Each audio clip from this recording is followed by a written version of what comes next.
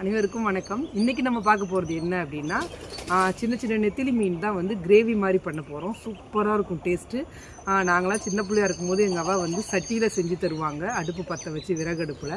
நம்ம இன்றைக்கி அதை தான் குக் பண்ண போகிறோம். என் வீடியோ பிடிச்சிருந்ததுன்னா கண்டிப்பாக ஒரு லைக் கொடுங்க. வாங்க வீடியோக்குள்ளே போகலாம். நெத்திலி கருவாட்டை வந்து நல்லா க்ளீன் பண்ணி எடுத்துகிட்டு வந்தாச்சு. வானலில் வந்து எண்ணெய் ஊற்றி வடகம் தான் போட்டு தாளிக்கிறோம். ரொம்ப வாசமாக இருக்கும் வடகம் தாளிக்கும் பொழுது. சின்ன வெங்காயம் வெயில் நாட்களில் வந்து வடகம் போட்டு வச்சுக்கிட்டோம் அப்படின்னா இந்த மாதிரி நாட்களில் நம்ம செஞ்சு சாப்பிட்லாம். நெக்ஸ்ட்டு வந்து வெங்காயம் தக்காளி நல்லா பொடியாக நறுக்கண்டு நல்லா வதங்க விடணும். அப்போ தான் கிரேவி சூப்பராக இருக்கும். நெத்திலி கருவாடு வந்து நல்லா கழுவணும். ஏன்னா மணல்லாம் இருக்கும் ரொம்ப. அந்த தலையை கிள்றதோடு மட்டும் இல்லாமல் அந்த குடல் பகுதியெலாம் இருக்கும் பார்த்திங்களா, அந்த இடத்துல வந்து மணல்லாம் உள்ளுக்குள்ளே இருக்கும். அதை நம்ம நல்லா சட்டியில் உராசி கழுவுனா மட்டும்தான் மணலும் சரி அதில் அதிகமான உப்பும் சரி போகும்.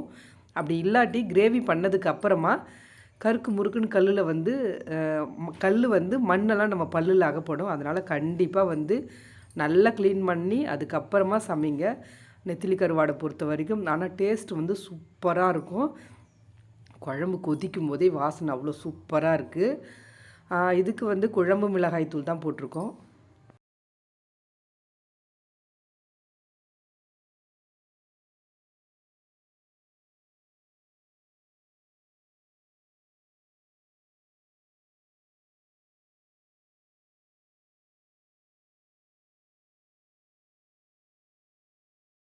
ஒரு வழியாக சாதமும் கருவாடு தொக்கும் ரெடி ஆகிடுச்சு.